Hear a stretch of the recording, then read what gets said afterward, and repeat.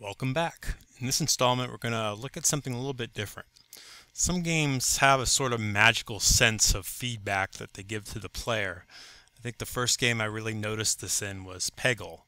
And the presentation in that game is absolutely top-notch, and there's just something noticeably special about it. The first time I played it, you just feel it.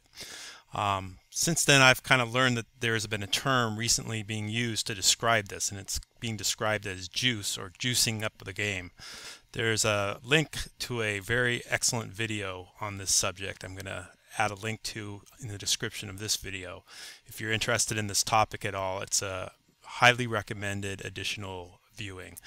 The three main methods described therein is the use of easing functions, some particle effects, and sound. So I wanted to see what I could do and give Shattered Throne a little bit of juice. We're currently watching footage from the game prior to any additions I made. And we're going to switch to the latest version, in which I've added some easing effects and as well as some simple particle effects. I certainly don't expect it to reach anything near Peggle quality, but I think it definitely adds something to the game, which, as you're seeing right now, it's functional but feels a little bit flat. Now we can see what the game looks like with the recent additions to the game. So you see up at the top of the screen where the banner is, the stars kind of bounce up and down? Yep. That shows that you have enough to cast a spell, so it's a nice visual indicator. Which spells you're capable of casting at a time. Neat. And we got to see all the resources. They pop up and they all go to the banner as they're collected. Whoa, I just saw the thing when you did that thing there. You see that rewind animation there? That's cool. I mean the thing where you... So anyway, you see that there's a kind of a shake on the screen whenever an attack occurs with a little star outline. Actually, I haven't noticed that yet. Okay, now I have. And the stars, when they get added to the units, they'll actually kind of bounce up now. I know, and I also like how they sort of like fly to their space and then just land there and stay there until they're used. It's like it's a shooting star going into its mold. Exactly.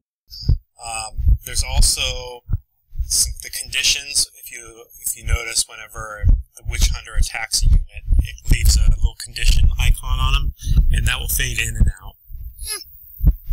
I also added animations for capturing settlements, and the little death animation there with the little skull and crossbones.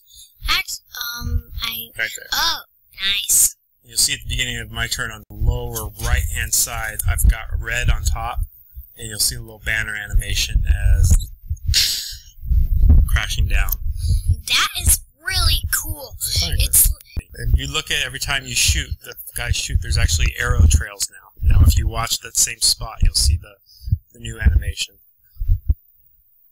Cool. You can see the icons now, or the speed up icons, how they kind of fade in and out. And that's something that was hard to notice before. Oh, that is nice. And you see the selection when the spaces are highlighted. There's a better texture on the spaces, and they also do a little bit of a fade in and out cycling.